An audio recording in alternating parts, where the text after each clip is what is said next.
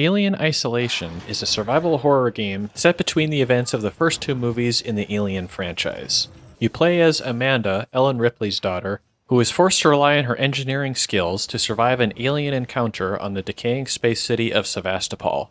Since I recently started working with a private company designing a space station, and I had a lot of requests for this review after my Dead Space video, I figured this would be the perfect opportunity to examine the presentation of space engineering in Alien Isolation, to see if it's being portrayed in what could be considered a realistic manner. To this end, we'll go through the game one mission at a time to see how well the technical details of the game stand up to actual space engineering principles, while avoiding spoilers as much as possible. If you haven't played this game yet yourself, I would highly recommend it even if you haven't seen the original Alien movie. And if you are a big fan of the series, I think you definitely appreciate the setting and presentation, regardless of the level of technical accuracy we're about to discuss. Now, before beginning our very in-depth review here, we need to establish some context and ground rules going forward. The first of our boundary conditions is to define what it means for science fiction to be considered realistic.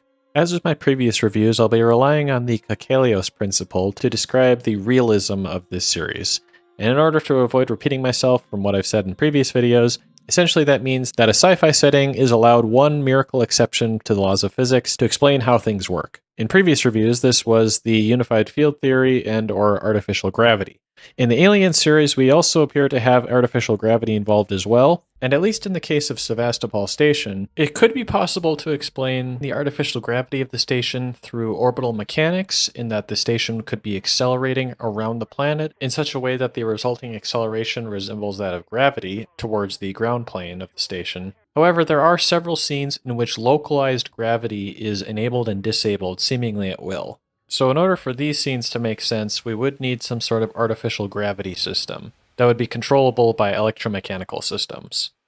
Another possible exemption to the laws of physics that might be required to explain the reality of the Alien franchise is that of suspended animation in humans. Again, I'm not a biologist or someone who is experienced in this field, but there is limited research on whether or not this is actually something that's feasible or could be feasible in the future. So we could consider employing a miracle exception here to explain the presence of the suspended animation technology. If we're also going with artificial gravity here, then this would put us over our single miracle exception allowance. Although it could be argued that the plot of Alien Isolation doesn't rely on suspended animation, so we could maybe cut it some slack there. The second of three boundary conditions I'll apply here is the context in which we find ourselves in the game. Something a lot of people pointed out in my Dead Space review was taking into consideration the scenario in which we find ourselves in the setting of the game, to explain the context for the environment as we see it. So it's definitely worth noting in this game that the station is in the process of being decommissioned, so the station itself is being torn apart as the events of the game progress. This goes a long way to explaining why some systems are not in their proper configuration, or why the station is quite messy at the moment. Another point worth mentioning about the station itself is that this is much more akin to a city in space than the modular space stations that have orbited Earth in the past, present, and future. As such, a more apt comparison might actually be a cruise ship mixed with an airport, since it's able to sustain large numbers of people while also operating as a transportation hub. So in that respect, me being a space engineer might be helpful for explaining how the physical systems work on the station, but the operational and logistics side of things is a whole other conversation. Also, another quick disclaimer, I think I took care of this in editing, but prior to playing this game, I had never heard the word Sevastopol pronounced out loud, so I always read it as Sevastopol, so I'll try not to pronounce it like that during this video, but just a little FYI in case I say it wrong. The final boundary condition I'll be applying is our presence in the greater lore of the Alien series. Now, I will admit, before playing this game, I had only seen the original Alien movie, and even that was only a few months before. So I do apologize to all science fiction fans watching for being so late to the party. Now that I'm here though, I did watch Aliens after finishing Alien Isolation. So this is the context I'm going to be using for this review. So to avoid having to contend with pseudo-religious ancient aliens, which honestly I'm getting kind of tired of at this point, but whatever, the only engineers I'll be considering in this review are human. In order to avoid spoilers for something that definitely deserves to not be spoiled, I'll recap the events of the original movie as understood by the characters in Alien Isolation. Essentially, 15 years prior to the events of the game, a space tug carrying ore from a distant planet mysteriously disappeared, and the flight recorder for the ship was recently discovered. And that's about it as far as the characters in the game know. If you want to know more than that, the movie's been out for 45 years, you should be able to figure it out by now. Now, another important note about the Alien franchise is its groundbreaking implementation of the industrial space or dirty future aesthetic. Now, part of this aesthetic, in the Alien Isolation at least, is the reliance on, by today's standards, antiquated technology.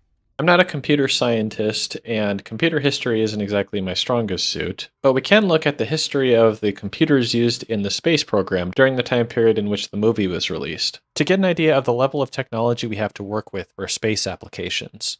The original Alien movie was released in 1979, only 2 years before the first flight test of NASA's Space Shuttle. While quite weak by today's standards, the flight computers were quite impressive for its time, and NASA actually continued using these computers throughout the entire shuttle program, with only minor upgrades. So that's about 30 years of using the same computers in your space vehicles. This was largely due to the reliability of these computers, and the fact that they were already verified to work in a space environment.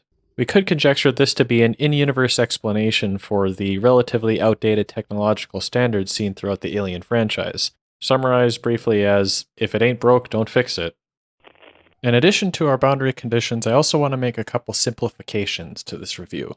And that is that I won't be talking about the spacesuits that the characters are wearing, because like I mentioned in my previous reviews, this would be topic enough for a whole video on its own. Also, because I enjoy not being in jail, I'm not going to talk about the explosive devices that Amanda Ripley can construct in the game Alien Isolation. One last thing before we get started is that several months after this video's release, Alien Romulus will be coming out in theaters. Apparently, this movie is going to be set between Alien 1 and 2, and approximately 20 years after the first. Alien Isolation takes place 15 years after the first movie, so it's possible that we might see some connections to Alien Isolation in Alien Romulus. If that's the case, then definitely let me know if you catch any tie-ins between the two in the comments below. After the movie comes out, of course. I mean, if you're here to leak some details about the movie, we'll take it. Alright, I'd say it's been long enough of an intro. Let's get started with the actual review.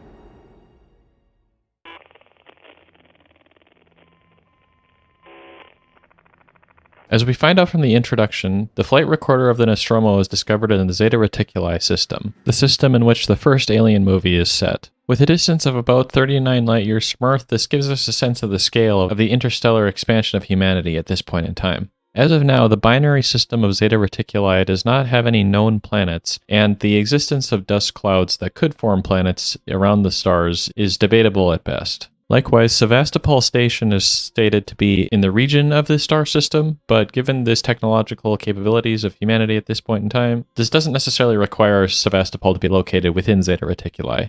We start off the actual game on a ship known as the Torrens, which is taking us to Sevastopol Station. Interestingly, this makes it the fourth game that I've covered in which you start on a spaceship headed towards your destination.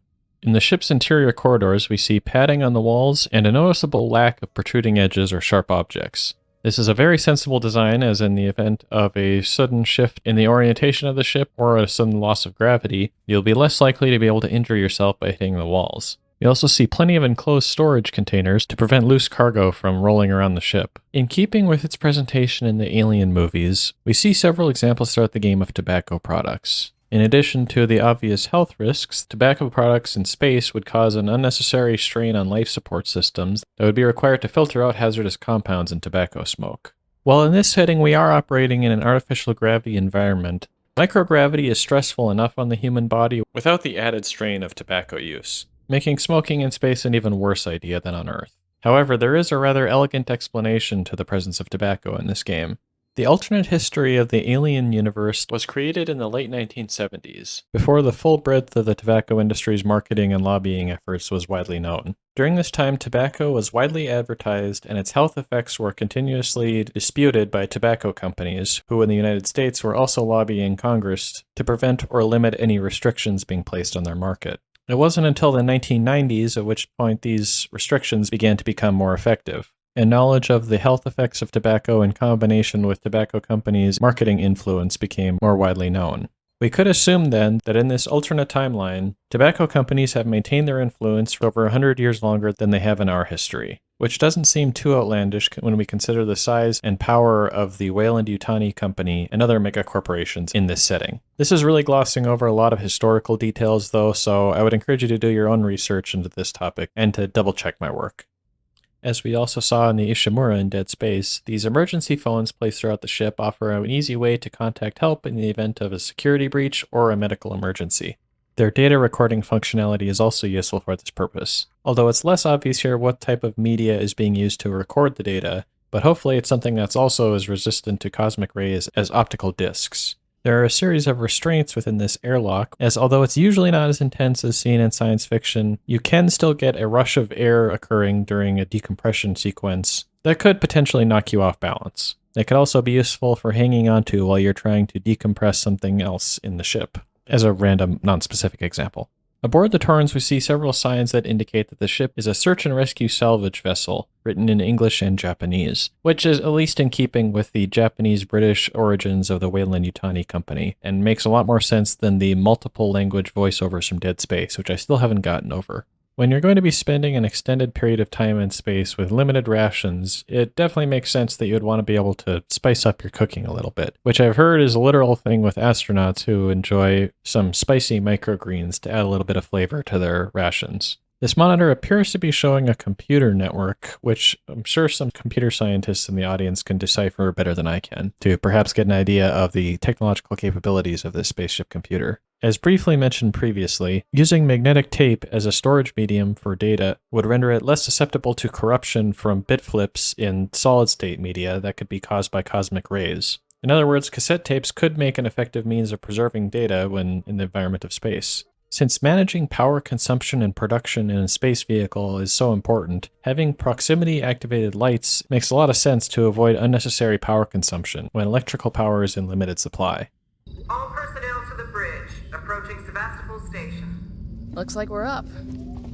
A bit of a nitpick here, but at least in the vicinity of Earth, the stars in the background of the sky are not generally bright enough to be visible when the exposure of a camera is adjusted to be able to see such an object as a space station in front of you, which is why in videos of the International Space Station you don't see very bright stars in the background. The Torrens utilizes a rather ingenious docking tether, which functions like a rappel line, to reach Sevastopol Station without physically docking to the station structure. This makes a lot of sense as a safe way to EVA from one vehicle to another without requiring free flying to travel between them. This does of course come with the inability to change your current course in the event of incoming debris, so some additional EMU capabilities would probably be useful here. From this airlock sequence, we do see that the station does appear to be utilizing artificial gravity, which can be enabled and disabled at will.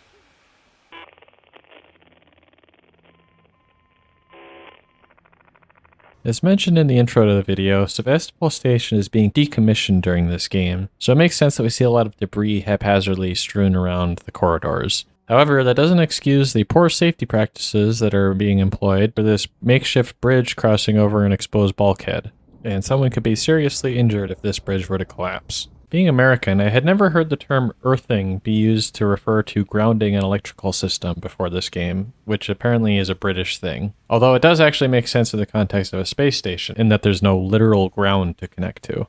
A simple explanation for how these generators work might be that they use something similar to a ripcord on a traditional gasoline engine, where the ripcord is replaced by a lever behind a series of gears attached to this user-facing lever. This might not be gasoline powered either, it could be some electromagnetic system, but it does kind of sound like a gasoline engine as well. Also, perhaps this is something I'm just not familiar with, but the 2000 kGVS, which I would interpret as kilojoules of voltage per second to mean 2000 watts, is an interesting way of writing this, when you could just say 2000 watts and be done with it. From one of these advertising posters, we can learn that KG-348, the gas giant Sevastopol is orbiting, was determined to have a rather high concentration of atmospheric metals, making it prime real estate for atmospheric mining operations. As I've mentioned in some previous videos, for one of my master's degrees, I did a research project on atmospheric mining, and a particularly challenging aspect of this operation is atmospheric wind speeds. For atmospheric mining operations in our solar system, for example, aerospacecraft would have to contend with tornado-speed winds in the atmosphere of a planet without a surface to land on.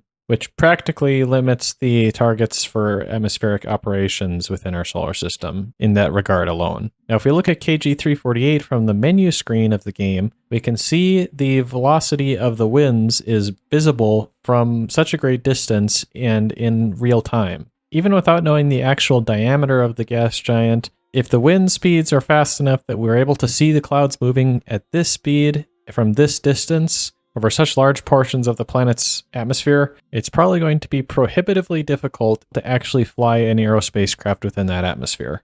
I'm not even sure these sort of wind speeds are even scientifically possible to be naturally occurring. But this involves planetary formation and distance from its sun, and a whole number of factors that we don't have enough information to solve for anyways. Bottom line, trying to perform atmospheric mining operations on this planet would be like trying to harvest wheat during a hurricane, except you can't touch the ground.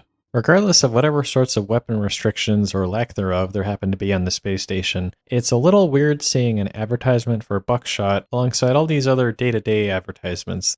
While we're reviewing these advertisements, there's an interesting point to be made about space dentistry here. It's been well documented that the human body loses bone mass while in microgravity, which is one of the two serious problems with long-duration spaceflight that have yet to be conquered, the other being radiation exposure. However, the effect of microgravity on teeth is apparently less well documented and is still under investigation. Regardless though, these are the effects of microgravity on a human body, whereas in the artificial gravity environment of Sevastopol and other space stations in this universe, these negative physiological effects of space travel would be less pronounced if they even occur at all. Alternatively, these dentistry ads could just be here because people are still smoking. The inclusion of ethanol as a crafting component here actually makes quite a bit of sense when you consider ethanol's history as a rocket propellant. Ethanol was one of two bipropellants used to power the V-2 rockets during World War II, the other being liquid oxygen, as well as several other rockets throughout the years, although it's not especially useful for space launch applications. It was actually watered down to prevent it from burning so hot to avoid damaging the engine. There's also an interesting story I heard about a V-2 rocket launch facility that during World War II suffered more casualties from alcohol poisoning than it did from actual combat. These alcohol poisonings were due to workers drinking the rocket fuel, since it is almost literally the same thing as Everclear. In my brief research, I couldn't find any details on what this Compound B is supposed to be within the game that is used for crafting medkits, except for this Reddit post, which seems to make sense in my non-medically trained opinion. If anyone would like to comment further on that, I would appreciate it. Inside the Sevastopol Spaceport Terminal, we can see a list of star systems that act as popular destinations. A few of these stars have significance in other science fiction settings. Delta Pavonis is a star orbited by the planet Caladan in the Dune series, homeworld of House Atreides. Also in Dune, Canopus is the star orbited by Arrakis, the well-known desert planet. Alpha Ceti, or perhaps more familiarly Ceti Alpha, is the star system to which Khan and his crew are exiled in Star Trek. This is a pretty common issue in science fiction, but just for the sake of completeness I'll mention here that it shouldn't be possible to actually hear the Taurans drifting by outside the station, since there is no medium which the sound of the ship could be communicated through to the station. The sound we hear is essentially what you would be like if you were underwater. Now, to be really technical, the station could be located within the exosphere of the gas giant, so there might not be a complete vacuum, but in order to actually have sound be translated through this extremely thin medium is probably unlikely. I didn't realize before researching this that freeze-dried coffee is basically just instant coffee. Although when you have the vacuum of space available to you, it does make sense that you'd be able to put that to good use in the coffee production process. 500 years later, and one still has not forgotten the day of the gunpowder plot. For anyone else out there who likes looking at chessboards in video games, I'll leave this one up here for a little bit. Although if I'm looking at this correctly, it appears that the black king and queen are supposed to be still on their starting squares, but those starting squares are reversed. Either that, or they just haven't been playing very well. Now, I'm pretty sure that this image of the radio tower on top of Earth emitting radio waves circularly is based on another historical image, but if you're hearing this, I couldn't find it in my research for this video, so if anybody knows where this is originally from, I would appreciate if you would let us know. I thought it might be from Dr. Strangelove, but apparently it's not, so I think it's something around that time period. Either that, or it might have been in some TV station. I honestly can't remember though, and I'm not having much luck at looking online.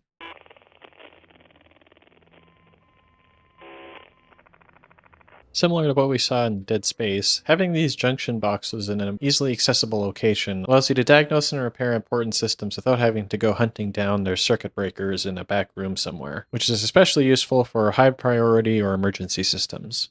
Because of the absence of familiar gravity, astronauts often report that they do have trouble sleeping in space, and so having supplements to assist with sleeping definitely makes sense in a space station environment. Especially when we consider that this is essentially a massive airport with people going into suspended animation all the time for their travels, which probably impedes normal sleep patterns.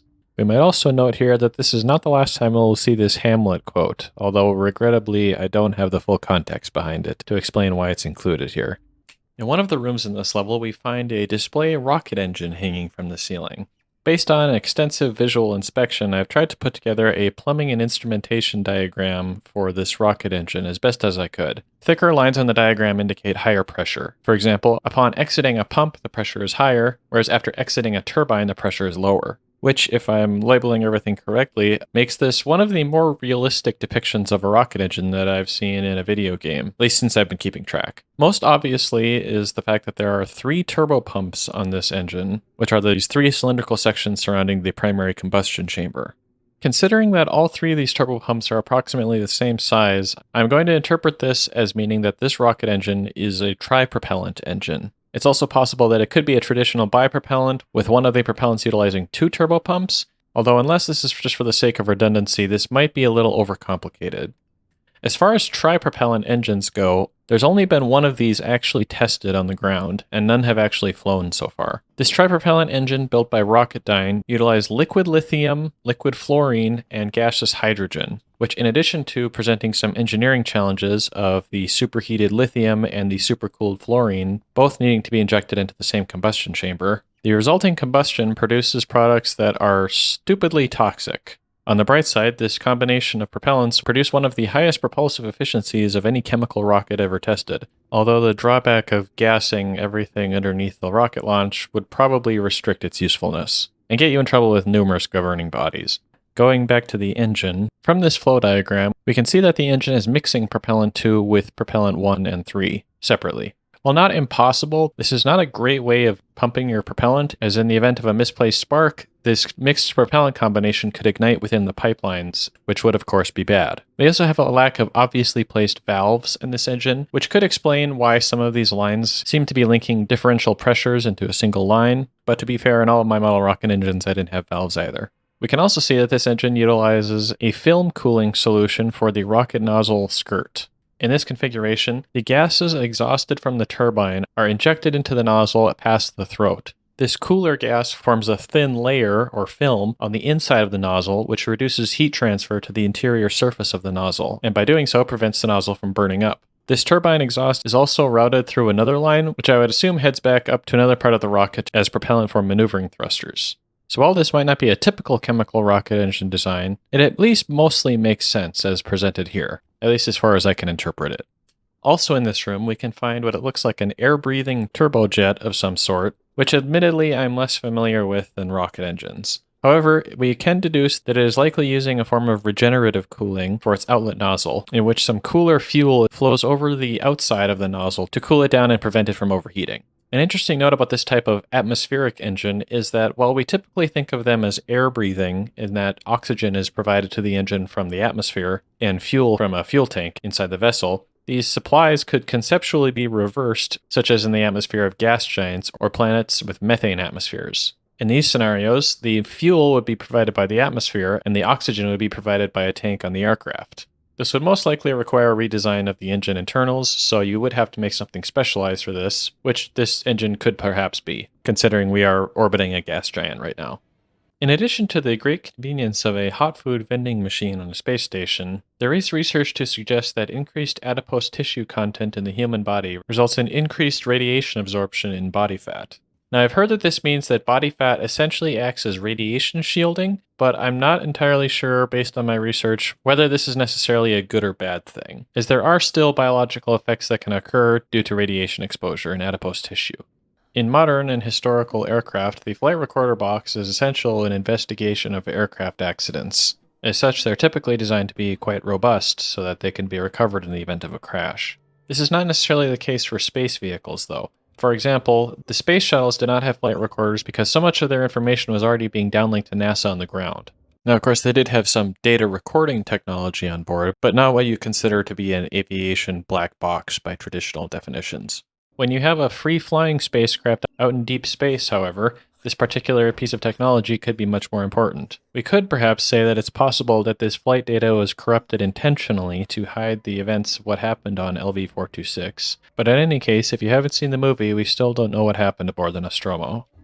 Now, I will admit that radio frequency engineering is not really one of my strong suits, but I think we can get some idea of how the security access tuner is actually functioning. We first need to find the correct frequency of the radio waves being used to communicate with the security system before sending pre-configured bit packages that represent elements of a security code. This callback code is probably not intended to be read by the end user, so this security tuner is designed as sort of a hacking device. As for the data cell required for its operation, we could assume that this is some sort of cryptographic key that includes these bit packages that are used to send callback codes. By designing synthetics as clearly distinguishable from actual humans, Seegson Corporation achieves two things: preventing numerous overused sci-fi plots, and saving on production costs compared to the high-end artificial persons from Weyland-Yutani.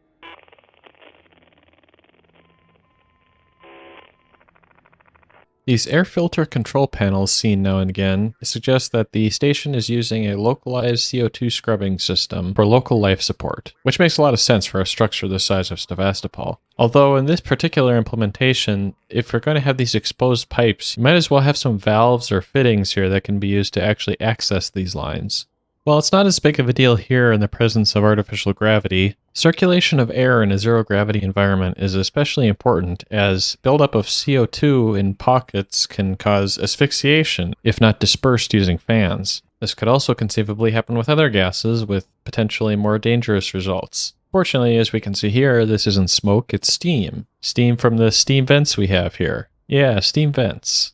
Nice to see a little bit more padding on the walls around here, even if it's only in some areas. Some kind of tracker. It's been modified. The classic motion tracker is a very interesting piece of technology. This one is much smaller than the one shown in the Alien movie, but this makes sense considering the movie took place 15 years before the game. The three text indicators on the right side of the screen appear to indicate attack, sustain, and decay. If you're more into music than I am, you probably know these terms, but this is essentially the shape of the sound wave that is in this case being emitted by the motion tracker. From this, we can deduce that this motion tracker utilizes some form of ultrasonic technology, which is commonly used today, although not to this level of accuracy. The way modern ultrasonic sensors measure distance is by emitting an ultrasonic sound wave, waiting for that sound wave to be reflected off something, and then measuring the amount of times it takes for the reflected wave to arrive back at the sensor. To measure this accurately, this requires an understanding of the speed of sound in the medium through which the ultrasound is being transmitted. This makes it difficult for ultrasonic sensors to function through two media or more, and so they're often just used to measure distance through air, which at around standard temperature and pressure can be estimated pretty accurately. The tracker display also includes an indicator to the direction of particular coordinates for wayfinding, which doesn't make as much sense when you consider that this is advertised as a pest control device, but it could be one of the modifications that Amanda mentions. We learn from this marketing excerpt that in 2034, a faster-than-light travel technology was developed, at least partially due to Ziegunsen. Considering this is only 10 years out from recording of this video, and 20 years out from when the game was released, I'm really looking forward to interstellar travel sometime soon. As I mentioned in my previous reviews though, this is probably going to be once again an implementation of the Alcubierre warp drive, which is often considered to be one of the more plausible faster-than-light propulsion methods. Aside from the date though, we don't have any information yet about how this is actually implemented, so we'll have to take that as a guess. While it does fit with the industrial aesthetic, these cryogenic pipes really should have some sort of securement between them and the walkway, even if this is only intended to be accessed for maintenance. Now, I might not be much of an ornithologist, but I believe the bird pictured here is an Australian magpie, which apparently is known to collect artificial objects for use in its nests. They are extremely intelligent, and as anyone from Australia will probably tell you, can be quite a menace. Inside the communications relay control room, we can see through the windows the star around which the planet is orbiting. There are two obvious issues with this. Firstly, the star should be much brighter than anything around it, which would require darkened glass that would prevent anything except the star from being visible, like eclipse glasses. The other problem is that the star appears much too large for the planet and station to be orbiting at this distance. If you really wanted to, you might be able to work out some orbital mechanics and star classification from this scene, but I think in any case, it's pretty clear that this is an unrealistic depiction of a star.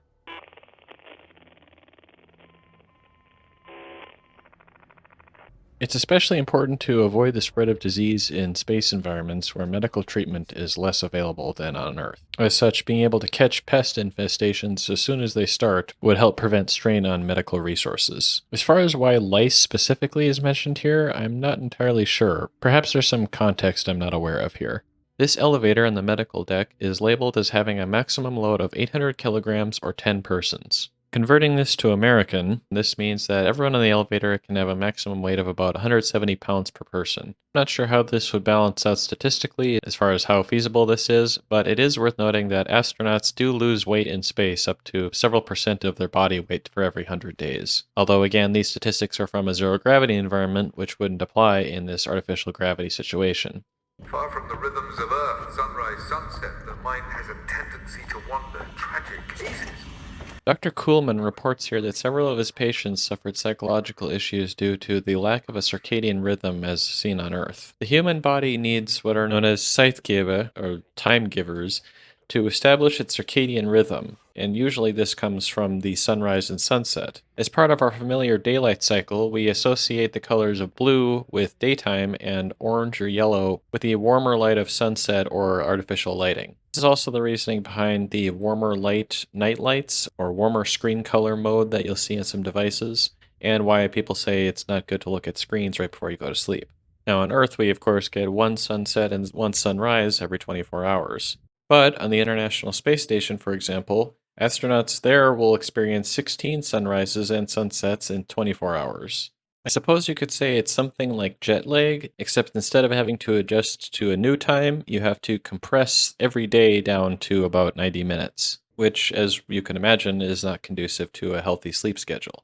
You can also run into trouble if your body has no time givers to work with, as might be experienced by an astronaut crew traveling between planets, or perhaps someone working deep inside a space city without access to windows. And as surely any college student can attest, an irregular sleep schedule can definitely affect your mental health. In this communications log, we see that the hospital is running out of mood stimulants, or perhaps antidepressants. Shortly afterwards, we find that there is a psychotropics clinic in this hospital. The International Space Station actually maintains a pretty extensive stock of medications to treat its astronauts, which brings up the interesting challenge of logistics for supplying medications to deep space. Right now, pharmaceutical manufacturing devices can't really feasibly be loaded onto the International Space Station to manufacture medications in orbit, but on a station the size of Sevastopol, this is probably more feasible.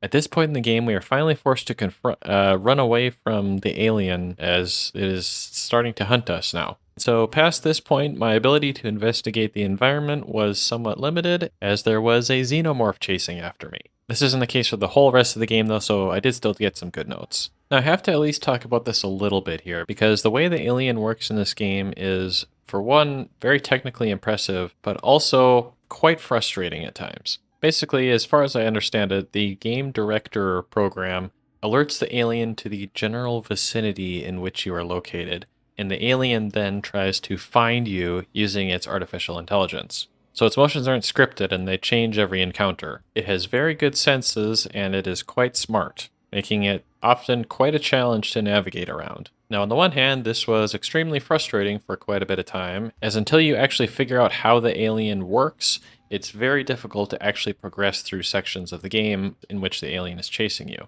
Once you figure out how to manage the alien though, it becomes much more interesting, and eventually I was wishing that there were more games with enemies with this level of AI to them. The alien's heightened senses and intelligence is also extremely effective at building tension in a scene. And there really is nothing quite like listening for the alien crawling through vents around you for several hours before taking off your headphones and listening to your neighbors walk around upstairs for several hours.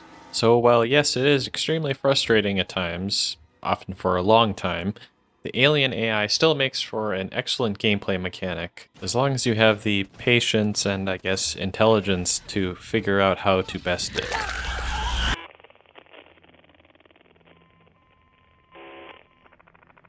In order to progress through this section of the morgue on the medical deck, we need to restore functionality to the cryogenic systems that are cooling the morgue rooms. However, this seems a little bit backwards in that we are replacing cryogenic storage tanks in order to increase the temperature of the room.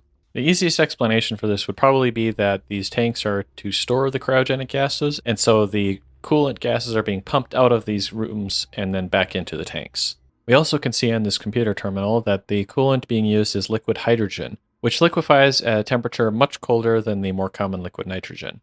This does sort of make sense though. If there is an atmospheric harvesting operation going on, then they would have plenty of hydrogen to work with. And nitrogen could be important for life support systems, so it might not be able to be diverted for cooling of the morgue. A problem with using hydrogen for anything besides combustion or propulsion is that it is extremely flammable. And so having hydrogen pipes burst or leak somewhere down the line can be extremely hazardous, as we can see here. There's more padding on the walls in this area as well, which makes sense considering it's a medical facility. There's a quick reference to Blade Runner in this little cabinet, which is another Ridley Scott movie that came out 3 years after the original Alien. And although it's also been out for over 40 years, if I say any more about it, it would be spoilers. I originally thought this machine in the operating theater might be some sort of imaging device, like we saw on the medical deck of the Nostromo. And although it's also possible that this is just a lit table, it got me interested in when MRI technology was invented, and it turns out that the technology had first been implemented for medical practices only a few years before the release of the original Alien movie. So its inclusion as a plot element in science fiction is actually quite accurate. The design of the medical facility's power plant is somewhat curious. If we can assume that this is the primary power provider for this entire facility, then it must be capable of providing a pretty substantial amount of energy. It's also located within the primary structure of the station in an area where humans can have easy access to, so it ought to not be too dangerous either. In order to restore functionality to the generator, we also just have to reinsert these 2 tanks on either side. Also, curiously, there are 4 compartments for working Joes to be stored near the generator at all times, probably for maintenance or operation purposes. If we also consider the sound of the generator starting up again, combined with these other factors, I'd say it's less likely that this is some sort of internal combustion device, but aside from that, I'm not sure how to categorize it further. We could just say it's a small fusion reactor, but in the Alien universe, that has other connotations. One of the working Joes in this section seems to be running in place for apparently no reason, which is odd considering that these androids have a limited amount of power available to them before they need to recharge, which wouldn't seem to make a lot of sense coming from a machine that's so dedicated to efficiency. The emergency evacuation system does a good job of letting you know that there is an emergency and you need to evacuate, but it could probably do a better job at indicating which direction to go for the evacuation. It might also benefit from having some more consistent emergency lighting, in addition to the flashing lights.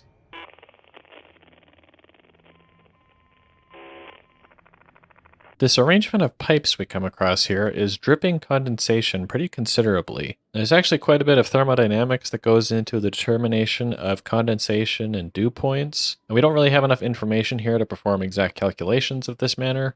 But on a basic level, we could assume that these are not cryogenic pipes, because if they were at such low temperatures, it would be more likely that the water in the air would be freezing onto the pipe surface rather than condensing as dew. Either that, or the pipes are extremely well insulated, such that their outer temperature is above the freezing point of water. And it's more likely that this is some other low temperature fluid being transported here, at a temperature near 0 degrees Celsius. As for why there's so much condensation actively dripping off the pipes, one thing that might explain this a little more effectively is that the pipes could be coated with a hydrophobic film that causes the water droplets to simply drip off onto the floor. If it was known ahead of time that these pipes would be transporting fluids at or near 0 degrees Celsius, then they could plan for the condensation that would be occurring and apply this coating to cause it to drip off to reduce oxidation of the pipe's outer surface and thus potentially keep them from needing maintenance for longer. Although if this was the intended goal, there should be better drainage beneath the pipes such that the water doesn't pool up and cause a slip hazard. While I did mention earlier the importance of having padding on the walls in the event of gravity failures, The sheer size and inertia of Sebastopol Station could perhaps reduce the effects of impacts or shock forces on the station's superstructure, which might be enough to maintain local stability. Thus, we could allow for more protruding objects from the walls. So while this still isn't necessarily a great idea, it's at least a bit more understandable in this setting. If the door to this room with a gas leak is left open for long enough, the gas would be diffusing out into the hallway, and as a result, you'd be able to detect it before entering the room itself, which seems to be the case here, unlike the implementation in Dead Space, where you had to physically enter the room before the gas would affect you. In this control room, we see a routing map for gas, water, electric, and computer lines throughout this part of the engineering section of the station. It's hard to tell scale from just this map alone, but there are several labels indicating maintenance tunnels, as well as other labels that were unreadable due to low texture quality, even at 4K. There are also indicators of where these lines connect to other zones, so we could suggest that these maps cover a fairly significant amount of space within this region of the station. The inclusion of these networking lines, along with gas, electric, and water lines, gives the impression that these are fairly substantial cable harnesses for computer networking, which combined with some of the glitchy video transmission footage we found earlier, makes me doubt that their wireless technology is up to par with their hardline networking capabilities. The presence of this requisitions android in the supplies and storage section gives us a little insight into the computational capabilities of these androids and other computers in the Alien universe. Computer programs need to be stored somewhere in order to be used. But back in the day, when data storage was much more limited than it is now, you couldn't always have all of your programs loaded up simultaneously on the same computer, which is where you might have programs stored on floppy disks or later CDs. Anyone who's played a modern Call of Duty game has probably experienced this problem pretty well. So in this situation, we can deduce that this requisitions android is loaded with the location of all the components in the storage facility, as well as perhaps what these parts are, how they work, and how to access them. Now that's probably something we can imagine fitting in a spreadsheet fairly easily, so it's a little curious that you have to have a special android just for this application. And while it might be nice to have just a general purpose android stationed in this location for dedicated use, but in any case, it seems like this information is only stored locally. Now, if we compare the relative simplicity of a spreadsheet to the advanced complexity of these artificial android brains, there seems to be a bit of a mismatch here between computer manufacturing capabilities and computer programming capabilities. However, going back to the original point at the beginning of this video, we have a sense in this universe of technology only being advanced as far as necessary to perform the tasks required of it. So while here it might make sense for us to have this spreadsheet stored in a place that any android could access it, here, as long as their requisitions android is working, they've got a solution. And so perhaps this limited android programming is sufficient for their applications. In any case, this also does fall in line with the Seeks and androids being far behind technologically from the Weyland-Yutani artificial persons. Now, while Sevastopol is quite an old station that is in the process of being decommissioned, and some exposed high-voltage power lines might be not out of the realm of possibility, there should at least be some warning signs set up here to prevent people from just walking into electrified puddles of water.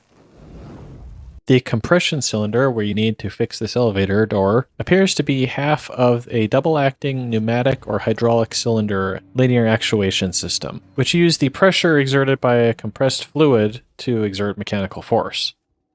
Somehow it appears that these apparently static posters change their images when changing floors in the elevator. This is a pretty minor inconsistency though, and we can probably just write this off as game optimization. Nice to see some sort of fall arrestor system for this ladder here. Falling off a ladder, that's the real concern at this point. Upon entering this room, we could see in the distance the alien tackling one of these people off the balcony from this observation deck. However, upon getting to the observation deck, the other two people are still just standing there right where they were when the alien attacked. Probably just catatonic from the shock of seeing a xenomorph attack somebody right in front of them.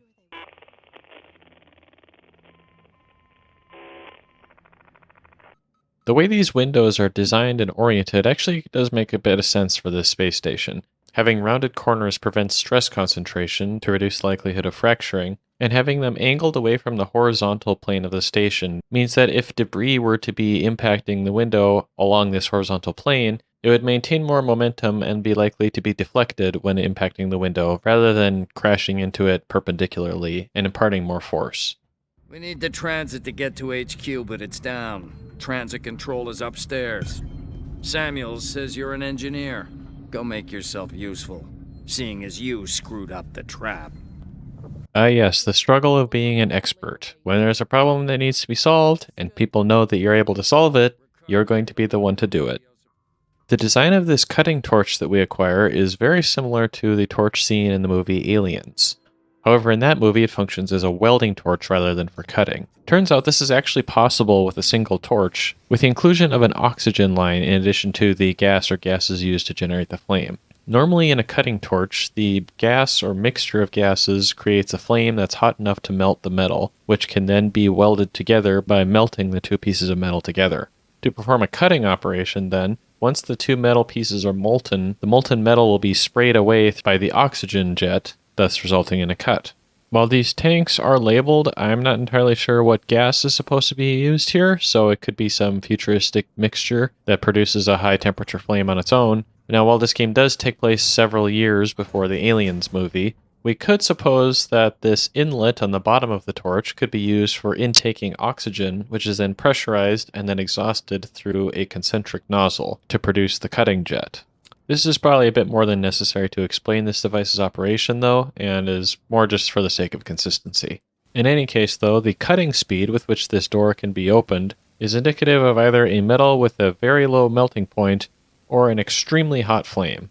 This service offline sign does not appear to be a screen, and so someone must have manually replaced this sign once the tram went offline. And this could just be for decommissioning purposes, but if this is something that's supposed to be done whenever the tram goes down, it seems like it could get a little tedious, especially for short interruptions in service. We can also see here this pipeline that loops around a bit unnecessarily. If this were for easy access, they could have just had one small segment that you could get to, and if this was for heat exchanging, it would be more effective if there were fins on these pipes.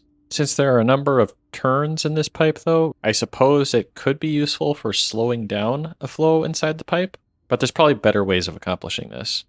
These wanted posters appear to be printed using a dot matrix printer, which were in wide use during the 1980s. This again calls back to the premise of advancing technology until it works, and not really bothering to go further.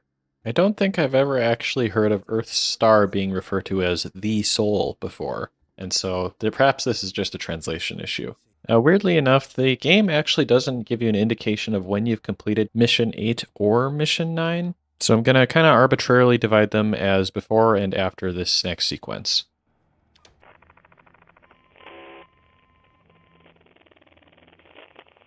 In this mission, we go back through Marlowe's memory of his salvage crew searching for the wreckage of the Nostromo on the surface of LV-426. This interior room of the ship appears to be larger than that of the landing craft of the Nostromo, and also appears to be designed to support vehicles, and presumably functions as a large airlock. Okay, enough already. Focus on what we're here for. I don't want any mistakes. The spacesuits the crew are wearing are very similar to the Mark 50 suits worn in the original Alien. Considering this game takes place 15 years after the events of the movie, we could assume these are just some older suits that the crew happens to still have lying around, or again, that there hasn't been much technological advancement in those 15 years because the suits already serve their purpose. This scanning device seems to be making use of a technology known as pseudo-range multilateration, which involves quite a bit of math, and to avoid going into that, is similar to the technology used in phone tracking. In a manner somewhat similar to the motion tracker, this process involves measuring the time delays between sending and receiving signals from known and unknown points. And while it is quite complex, it is in use today. However, there are challenges measuring distances exactly, because the waves being used for these measurements can be deflected or diffracted or slowed down entering a different medium, and so their flight time can be affected. In any case, though, one unrealistic element of this is that this tracker is indicating the direction and distance of a waypoint that appears to be changing position as we get closer to it. And without an actual object to be tracking at this location, this doesn't really make a lot of sense. Signal's getting stronger over here.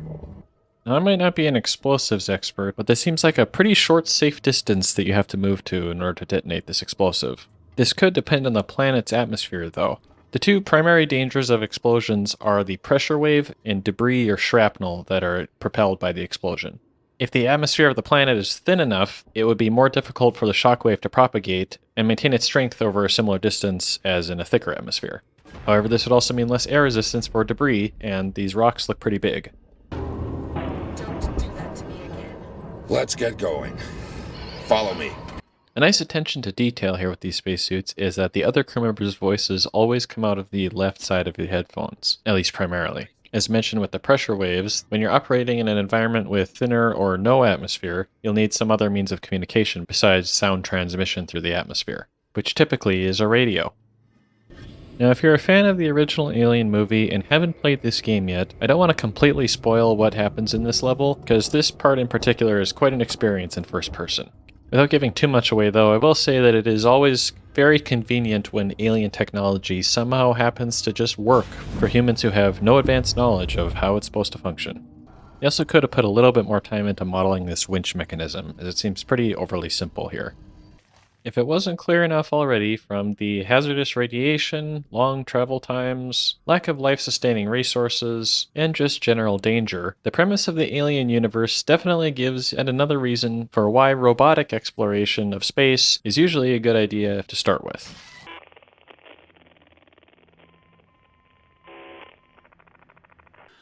At this point in the game, we finally get a tool that helps us fight back to some extent against the alien. In principle, flamethrowers are fairly simple devices, and I've actually even built one myself out of a fire extinguisher, based on a guide on YouTube.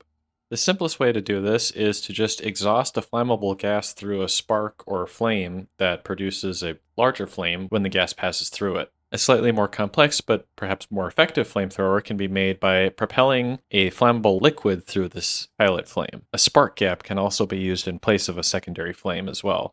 In this style, the liquid is aerosolized and spreads out more after it's ignited, and can perhaps fly for a longer distance. This liquid fuel method is more common in military applications, and historically it was used with much more potent flammable liquids such as napalm. The flamethrower we see in the game appears to be using this flammable liquid method, with propane being used as a propellant in its most literal sense of the word. It also uses a nozzle with multiple diverging outlets to spread out the flame more effectively, and based on the tube attached to the end of the muzzle, seems like it would be using some sort of pilot flame method to ignite the liquid, although a spark gap would probably make more sense for this application, just to avoid wasting fuel. There's another long tube alongside the left side of the device, which we could perhaps assume is some sort of temperature sensor or air pressure monitor, perhaps employed to prevent any explosive mishaps. On that note, the flamethrower also uses a bullpup design, which is a term for firearms in which the magazine is inserted behind the trigger. Considering that neither of these tanks are secured in any way, if either of them were to burst, they'd be located right next to your rib cage and could probably produce quite a bit of damage if they were ruptured. It appears that the rear grip also has a safety on it, which assumedly must be depressed in order to actually fire the thing. Now when you're dealing with explosive and or pressurized volatile compounds, more safety is almost always a good thing. While we're on the subject of fire, it appears that the station's fire suppression systems are not activating automatically, probably due to decommissioning, although this is probably one of the last things that you would want to disable in such a place as a space city. Wait, what's wrong with this station? It's always been falling apart, but because of the decommission, a lot of the systems have been shut down. Add to the fact that everyone's too busy trying to stay alive to maintain anything, and you end up with goddamn chaos. It's also worth noting that these water sprinklers are typical of what you might see on Earth, and thus would only function in the presence of gravity, which in space is not always a constant. In a confined space environment, you need to be more careful about what sort of method you use to extinguish fires, as the chemicals present in traditional fire extinguishers can be quite hazardous to human health, at least in such an enclosed environment. There have been several methods developed to fight fires in space, with one of the more recent ones being a water mist system developed by NASA. These portable generators seem to have some sort of security switch on them that prevents anybody from just being able to turn them on or off. It's kind of hard to tell from the kinematics that we see in the game, but his lever system appears to work like a chain load binder, which is used when strapping things down to a vehicle using a chain. It's kind of tricky to explain without having done it yourself, but basically one of the levers is actuated over center of the other, and so it's essentially pulling itself closed. The lever on this generator in game works kind of similarly, where it has resistance up to a point, after which it follows through more easily. This is also the first major part of the game where we have to complete a large complex task with the alien chasing you the whole time. And so backtracking and redoing things can get kind of tedious at this point. When storing cryogenic fluids at or near room temperature, it's important to be mindful of boil-off from the fluid inside the tank. This basically means that the cryogenic liquid is eventually going to boil into a gas because of the warm air around it, gradually transmitting heat inside the tank. As a result, you need to account for this increased pressure of gas inside this otherwise liquid tank, which can be done using a safety relief valve. Here, though, we don't see any such valve on these dewars, which is a fancy word for cryogenic tank. And while they might be just located on the back side of these tanks, this makes them less accessible for maintenance or for safety inspection. However, we could assume that these valves are integrated into these release lines on the fronts of the tanks, or perhaps more elegantly, these lines are made in such a way that the increased pressure results in an increased liquid flow through these tubes. We also run into a few more of these dewars shortly that are oriented a bit more sensibly. Oh look, a sign pointing to the evacuation route. That would have been nice to see literally anywhere else on this station. This tank here is vibrating and leaking pretty significantly, which in addition to being very unsafe, could and should probably be shut down automatically using some sort of control system. In a cruel twist of fate, and perhaps biology, these working Joes are pretty chill about the alien and vice versa, even working together at some points.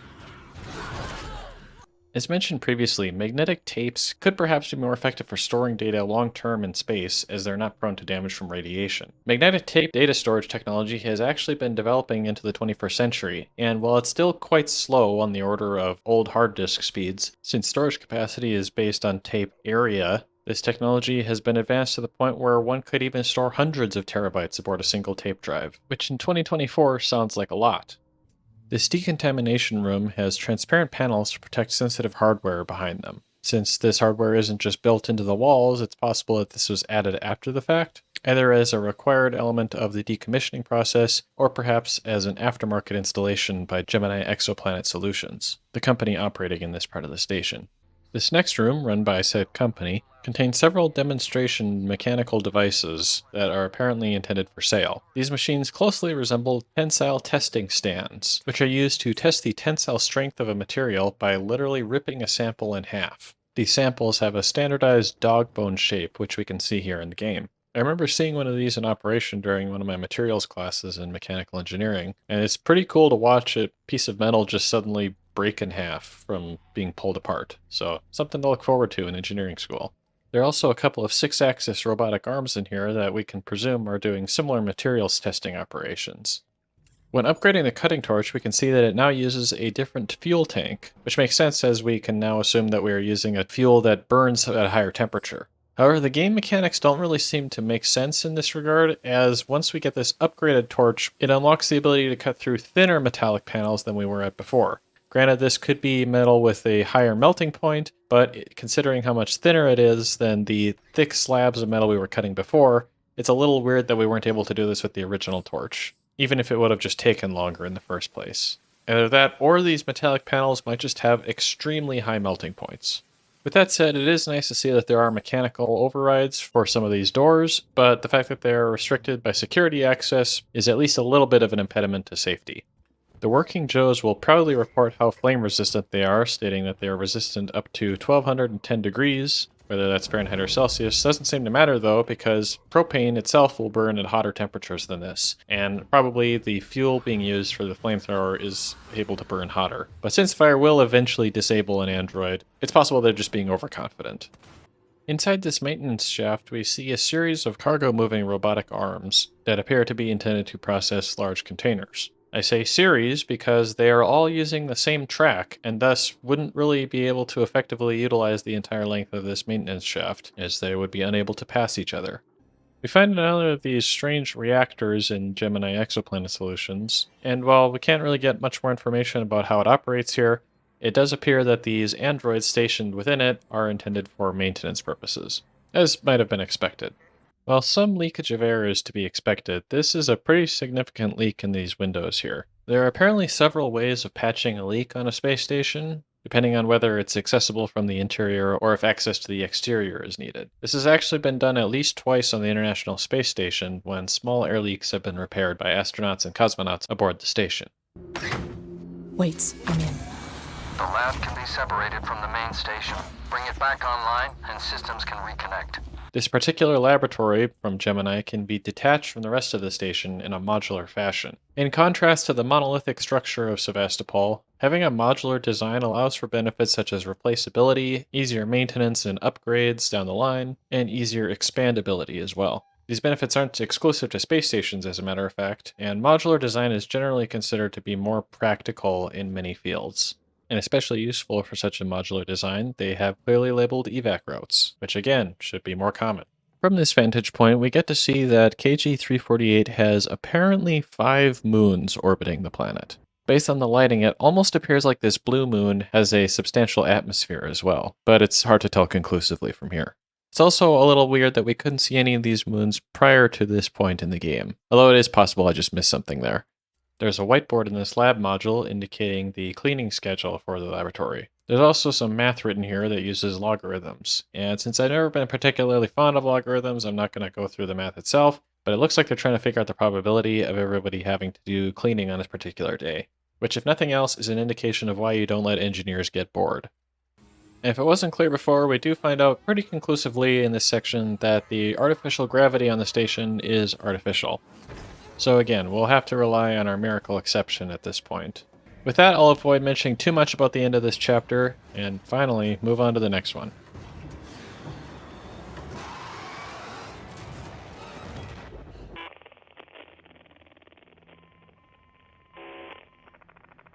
While you hope it would never come to this, having a manual override on the outside of the station for airlocks would be especially useful if you were ever trapped outside in a spacesuit. Without being any more specific than that, we also see here that the artificial gravity is controlled using these switches in the airlocks as well. We also saw this at the beginning of the game, but here it seems like the transition to gravity is a bit more gradual than that first instance. And if it's anything like the generation of an electromagnetic field, it's possible that the gravity system in this location is underpowered or perhaps running out of steam with the decommissioning and general degradation of the station. I'm not sure if this is already a thing on Earth or not, but I like the idea of having a dedicated charging and storage facility for the numerous cleaning robots that would be required to support this station's public space. And building it into the wall in the way they do here allows it to work around the floor plan of the station. In addition to supporting just general cleanliness and preventing slip and trip hazards from wet floors, keeping a public space such as this clean would reduce the likelihood of disease transmission, which would be especially important on board a space station where medical capabilities are limited. Wait, for God's sakes, Apollo's let the androids off the leash. They're attacking on sight. I don't know what the hell this is. They're not just responding to trespass violations, it's like they're hunting. For who? For everyone and anyone. What do you mean? Stand by. Honestly, at this point, it would have been disappointing if they hadn't introduced the plot element of killer robots. So, while it is kind of an overused plot element, it makes sense in this situation. So this is a point I made in my Dead Space video that I might like to amend a little bit here. In that game as well, we saw quite cramped and small sleeping quarters for the crew in a ship with otherwise large and open spaces that could have perhaps been partitioned more effectively into crew quarters. We see the same thing here with these very small sleeping bunks in the common space of the station. Here, though, there's an added layer to the inadequacy of this design. The station is obviously designed to house visitors who are traveling to the station temporarily. And so Seegson, the station's owner, would have a financial interest in allowing more people to bunk on the station at any one time. This is in contrast to the Ishimura in Dead Space, where just about everybody on board was there to work on the ship.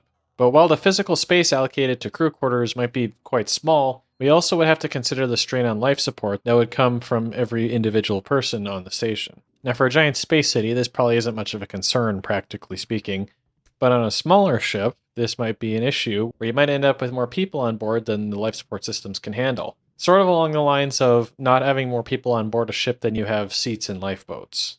And if a station that's open for visitors is capable of housing more people than its life support can handle, it's possible that life support resources could be overloaded during a drastic situation, like now for instance, which would only serve to make things worse. This is also not even considering the decommissioning process going on in the station, which on the one hand might mean that there are less visitors on board the station, but also could mean that the life support systems will be hampered while the station is being dismantled. Without doing a full deep dive on these armored spacesuits, I'm going to assume that this armoring is mostly ornamental, seeing how these suits still include helmets, suggesting that they are intended for use in low atmosphere or vacuum environments. And in a situation like that, any rupturing of the suit could cause pretty significant damage to its wearer, though getting shot or stabbed just about anywhere on the spacesuit would be dangerous. Also, perhaps more obviously, there's no armoring over the femoral artery, which is a prime weak spot in the human circulatory system. I'm going to make quite a bit of a leap in this next point, but just hear me out here, and feel free to tell me I'm wrong in the comments. We see that the background stars are slowly shifting position out in the distance behind the space station. This means that the station itself is either rotating or translating in space. I think we can rule out rotation for a number of practical and physical reasons, such as ease of docking and also generation of momentum about its center, so we can assume that this motion of the stars is caused by the station's movement in its orbit around the planet. And we also see the shadow of the star that the planet is orbiting. Now it's not exact, but the background stars are moving in a direction towards this direction of the local sun. Thus, we could then deduce that the station is moving away from the planet's sun.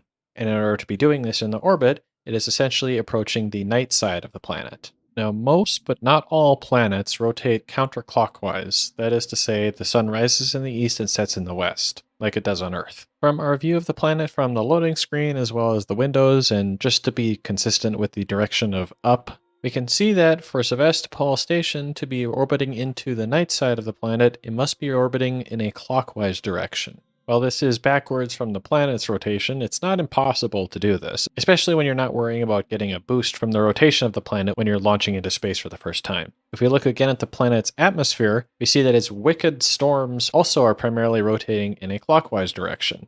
So if you were to visit the planet, say on an atmospheric harvesting operation, your descent into the atmosphere would be in keeping with the direction of the prevailing winds, as would your ascent from the atmosphere by taking advantage of a stupidly large tailwind. So to bring all of that together into some cohesive argument, the direction of the motion of the background stars seem to suggest the station is orbiting in such a way that is conducive to supporting atmospheric mining operations, one of the primary purposes for the construction of Sevastopol. Now, to be fair, it's a 50-50 question, so feel free to disagree with me or poke holes in that argument, but I just thought it was an interesting thought experiment. How about now we actually get back to alien isolation?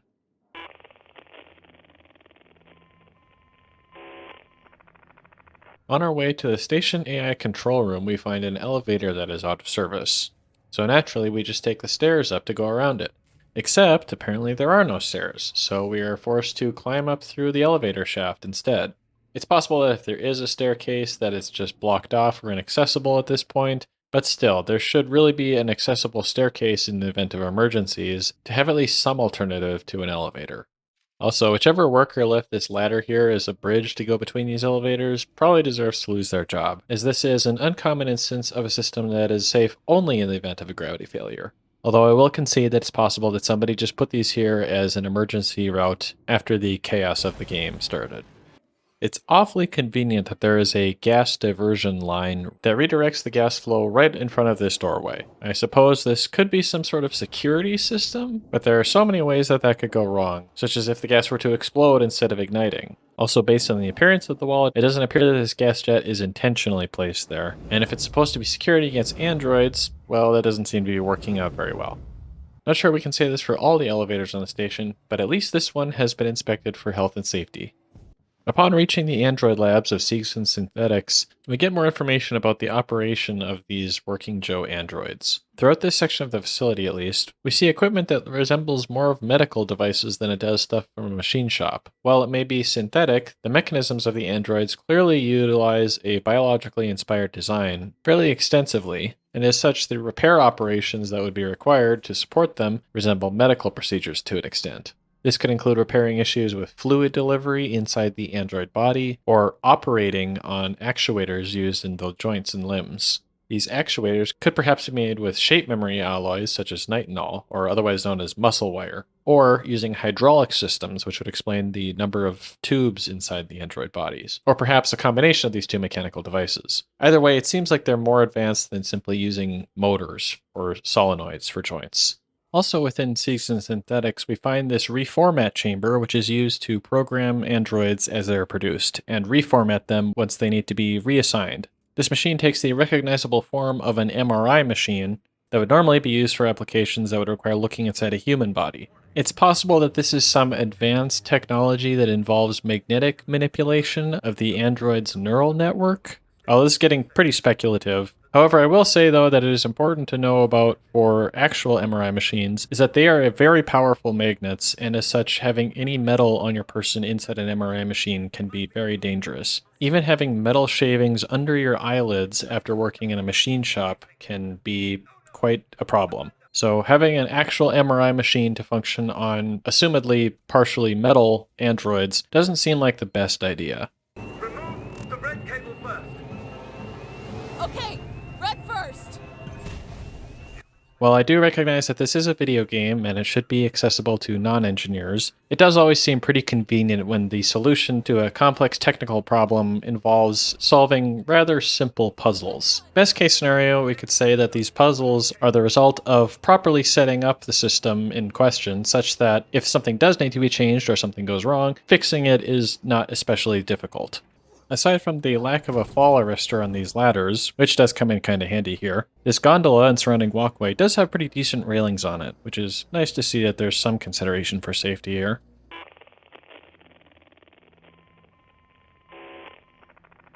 There's a brief mention in one of these historical logs that one of the reasons for Sevastopol's downfall as a spaceport was due to a rerouting of flight paths between Sol and Thetis, the latter of which is the planet from which the Nostromo is returning at the opening of the first Alien movie. Aside from this astronomical spec sheet I found on one of the Alien wikis, I am not sure where this planet is supposed to be located. There is an astronomical body known as 17 Thetis, however this is an asteroid within the Sol system, and thus is probably not the actual destination.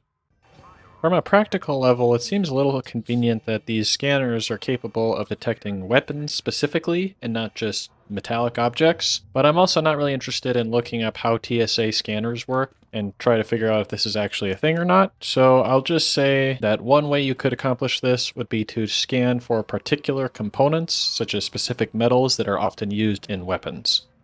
Rather understandably, the elevator to access the Apollo AI core is offline. So, to get there, we have to resort to crawling through vents yet again, because once again, there's no staircases on the space station. At this point, the game probably would have been a lot shorter if the station designers had actually put stairs between floors.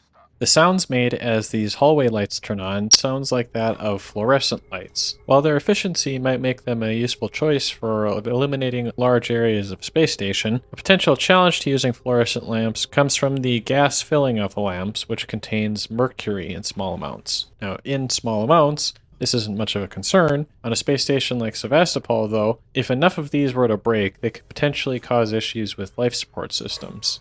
Also, the other component of the gases inside these lamps are typically noble gases, such as neon, krypton, or argon. Since these gases are effectively non-reactive, it's not really much of a toxicity concern, but in the absence of gravity, pockets of gas building up in areas can be dangerous for human personnel, as without ventilation, the pockets of gas would displace oxygen and make it difficult or even impossible to breathe in that area. Also, I couldn't find a concrete answer for this, but I believe the color of the light produced here would indicate that these lamps utilize rare earth elements in their phosphors, the part of the lamp that glows brightly, which could potentially make them unnecessarily expensive, as at this point I'm sure there are better applications of such high-value elements.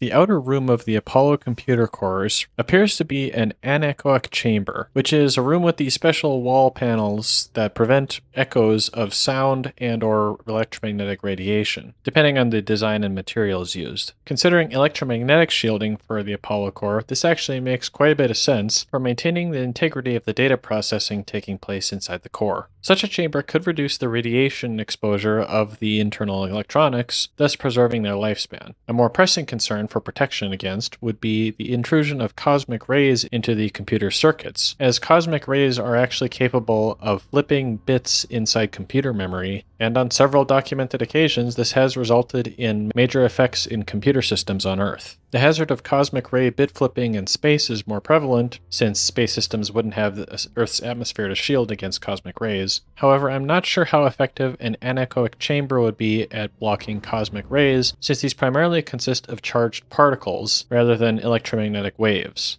One other interesting detail in this room is that if this were an acoustic anechoic chamber, the ultrasonic sound waves emitted by the motion tracker wouldn't reflect back to it, and so it wouldn't be able to measure distances to moving objects. Now, I'm not sure if this is just the gameplay elements or not, but here we see that the motion tracker is not reporting any motion nearby. So that part actually does make sense. Although, of course, it is possible there just wasn't anybody else nearby.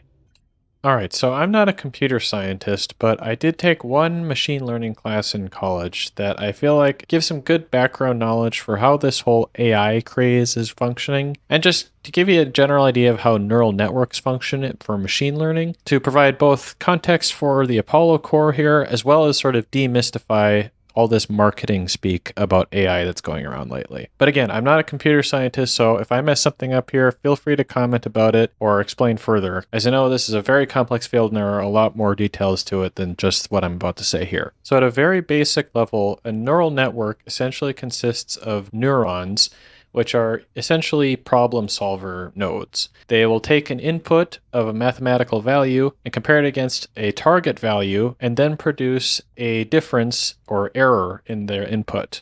So it basically tells you how different the input is from the desired value. The outputs from a large number of these neurons are fed forward into another layer of neurons who are also comparing against their expected values. So after a number of layers of neurons calculating off of each other's outputs, you can eventually get this neural network to produce output data that can be used for classification of your inputs. And in some cases, this output can then be fed back into the neural network to refine those expected values, which would be the training operation of a neural network. Now, once you start adding a very large numbers of neurons and layers of neurons, you can start producing some really crazy outputs from the input data, which is where we get crazy stuff like ChatGPT. Although this uses something else called Markov chains, which I'm not really familiar enough to speak about here. So this is where you'll see a lot of stuff today that's advertised as AI powered or enabled.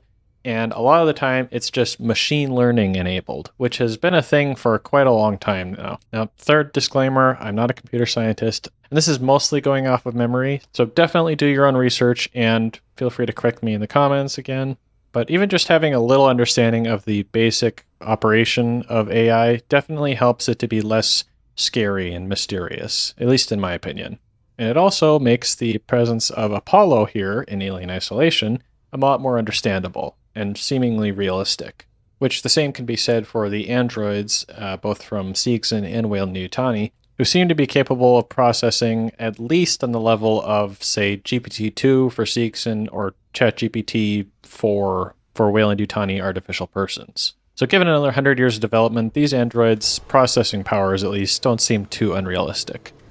These giant heat sinks in the ventilation shaft directly below the Apollo core have frost coating the top half of the radiator fins. This should be the opposite in the presence of a gravity field and in this upward flow of cooling air, as the lower half of this radiator bank will be exposed to more cooling air, as well as benefiting from the rising of warm air due to buoyant forces resulting from gravity.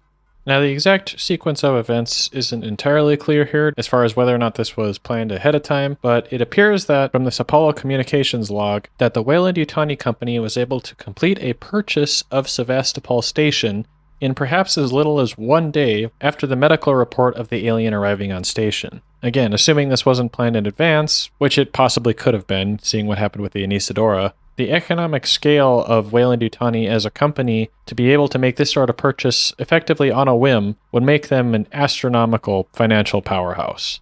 Pun intended.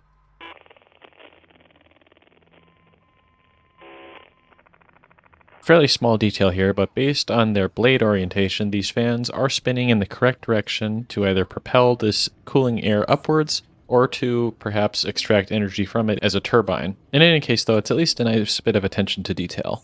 When acquiring the third cutting torch upgrade, we simply swap out the gas canister from the existing torch. Presumably, this means that the gas is now burning at an even higher temperature to allow us to cut through more different objects. Now, the designation of the gas inside this newest tank starts with the letter F. While this could just be an internal designation for some commercial mixture of gases, we could also suppose that it stands for fluorine, which is a very powerful oxidizer and can increase the combustibility of other gases, but is extremely toxic in all but the smallest of quantities.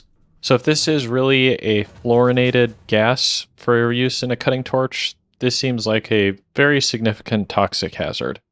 So I couldn't find any information on what these vehicles here are supposed to be, or if they appear at other places in the Alien universe. However, I will say that it is odd that both of these vehicles are located down here near the station's primary power reactor. Especially this first one, which, based on this large cylindrical object we can consider to be a motor, is probably some sort of rotary-winged aircraft, or helicopter, with the blades removed.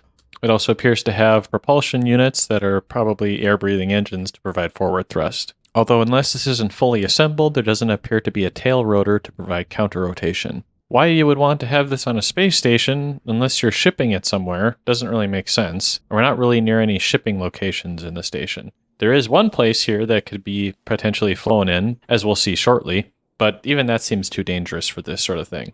The presence of this ground vehicle makes a little more sense, as you could potentially actually utilize this thing on board a space city the size of Sevastopol, but it doesn't really seem to be equipped much for transport other than its occupant, and appears to be more of a military design with potentially some features missing from the front. With both these vehicles being apparently somewhat disassembled, this does sort of hint that they're here for shipping purposes, but again, having them near the reactor doesn't really make a lot of sense. The bolt gun we find here is a modified tool that would surely make Isaac Clarke proud. Functionally, it resembles a coil gun, in which a metallic projectile is accelerated using electromagnetic forces. This is similar to a railgun, except that in a coil gun, the force is produced by the electromagnetic field acting on the projectile itself, rather than the projectile being accelerated by an armature along a rail.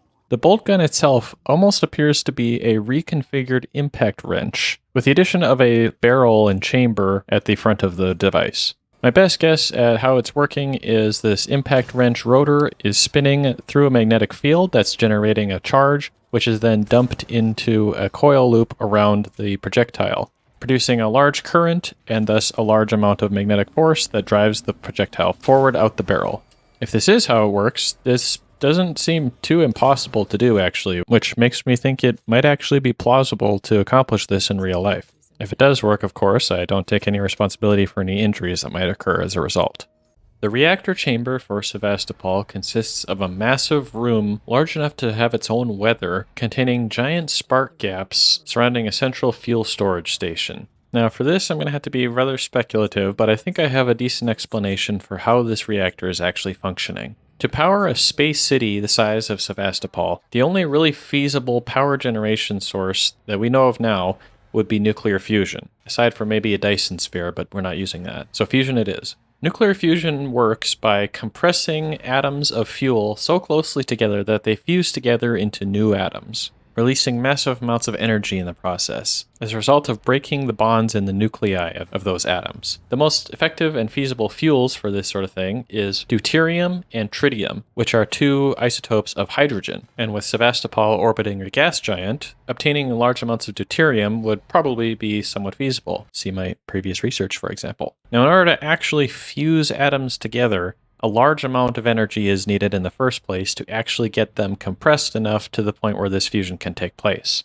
This is why it's very difficult to actually achieve a net positive amount of energy produced from these fusion reactions. And in fact, this has only just recently been accomplished after several decades of fusion research. What appears to be happening inside the Sevastopol reactor is a form of magnetic confinement fusion. Now, this part's going to get kind of technical, and rather than explaining how this is theorized to function in reality, I'll just go ahead and give my best guess for how this system is functioning here in Sevastopol. Then we can critique the physics of it afterwards. So what seems to be happening is this. Between these spark gaps, there will be an injection of deuterium fuel into a gas pocket in the middle of the spark gap. One side of the spark gap is loaded with an extremely high voltage, and once this voltage builds up to a high enough potential, a spark will form as the charge leaps across the gap.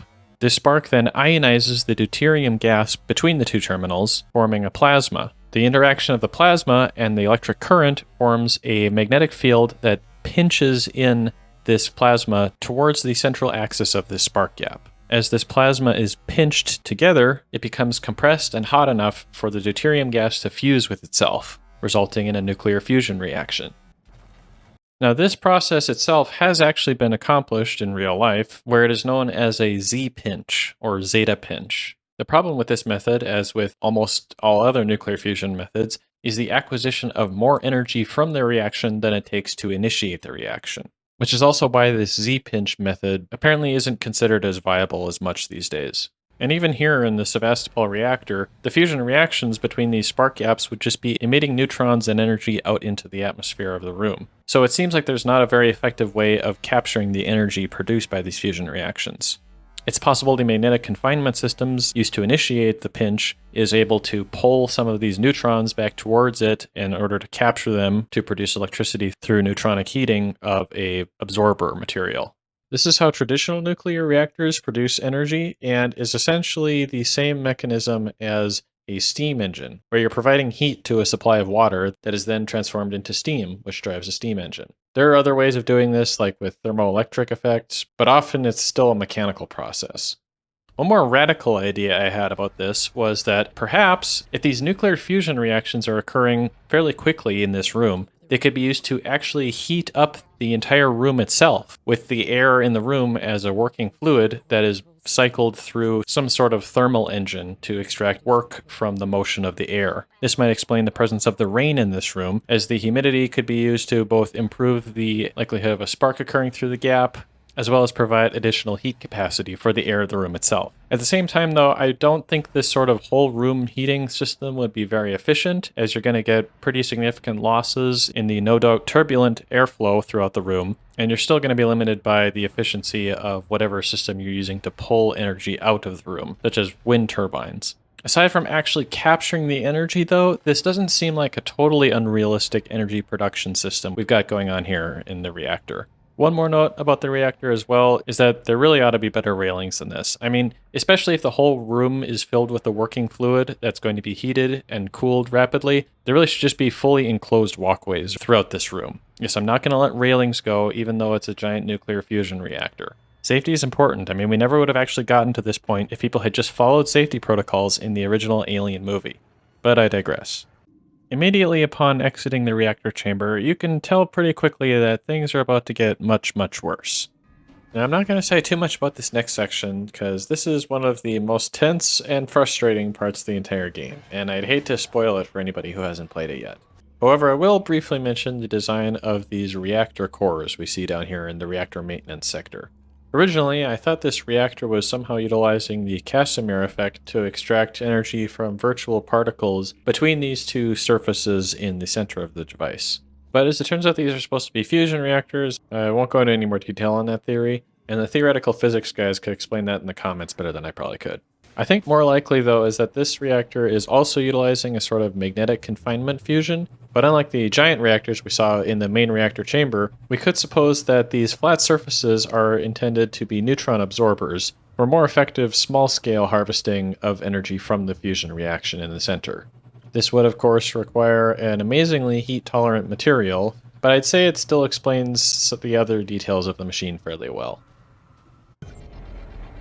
This is what's gonna happen.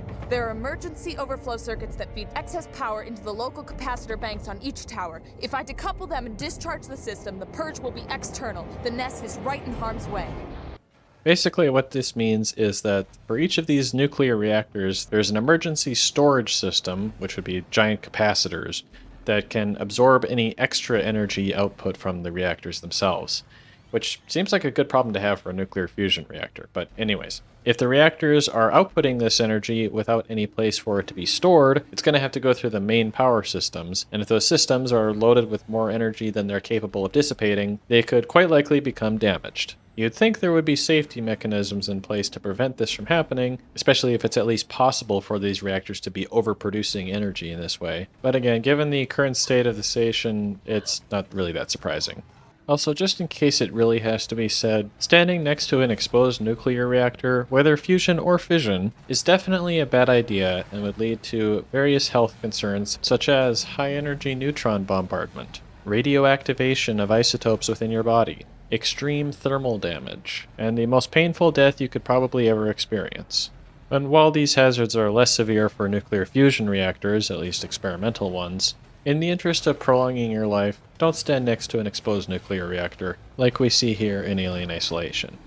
The blue light seen from the reactor during the purge sequence is most likely a form of Cherenkov radiation.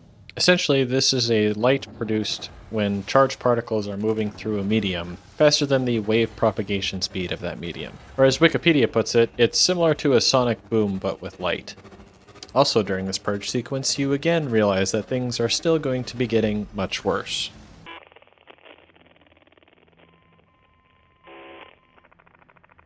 In order for the medical facility to effectively service the entire station, ambulance shuttles are employed for transporting people to and from the medical facility, functioning like a medical airlift on Earth. It could perhaps be argued that this isn't an essential element of a space station, but given we're working with a space city here, it might be that the alternative solution would be to implement multiple medical facilities of equal size at other points throughout Sevastopol. So this might be a more effective way to manage the resources that would be required to sustain such a medical operation on board the station without severely limiting access to the primary medical center. You could still implement sick bays throughout the station at a smaller scale, although presumably these would be less resource intensive than the primary center.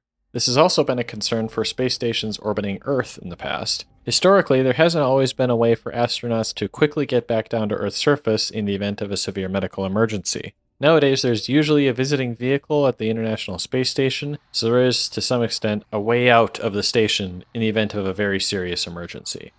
The basic power systems of the Anisadora that we power up here do to some extent resemble the fusion reactors we saw earlier. However, we also see these piston cylinders in the room that suggest some form of internal combustion. I think perhaps a fair compromise we could make would be that these are very small-scale fusion reactors that are producing the energy for heating a fuel to be used in the internal combustion engines. It seems like the alien attack was started by allowing somebody who had been implanted by the facehugger access the station without going through medical quarantine. Now that sounds familiar. It's almost like these safety protocols are here for a reason. On the flip side though, Marlowe does make a pretty good point about preventing human contact with the alien. You don't beat this thing, Ripley. You can't. All you can do is refuse to engage. You gotta wipe out every trace, destroy any clue, stop its infection from spreading, make sure there's no chance of the human race ever making contact with it again. Because the moment it makes contact, it's won. We also find here that the Anisadora is using one of those same reactor cores from Sevastopol that we saw in the reactor maintenance sector. Now, without giving too many spoilers, I will say that this is an issue I had with one of the Alien movies as well. And that is that nuclear fusion reactors are inherently stable, much more so than fission reactors. With nuclear fission, there's the hazard of a thermal runaway occurring due to chain reactions of the emitted neutrons. Essentially, if nuclear fission fuel becomes unstable, it will continue to make itself more unstable, as the neutrons produced by fission reactions produce even more fission reactions, which produce more neutrons, which produce more fission reactions. Ad infinitum, or at least until there's no more fuel left to react with, or a control system is put in place. With nuclear fusion, on the other hand, the conditions to sustain fusion are so extreme and so particular that unless these conditions are very carefully maintained, the reaction can't continue, and so it will fizzle out if the temperature gets too high or too low, or not enough fuel is being provided to the fusion reactor. Therefore, the concept of overloading a nuclear fusion reactor causing a giant explosion doesn't really make a lot of sense. In the case of the unspecified movie, we could suppose that it was some sort of fission-fusion hybrid power plant that was being discussed. But here, we're just dealing with a fusion reactor, and so this plot point doesn't really make sense in context.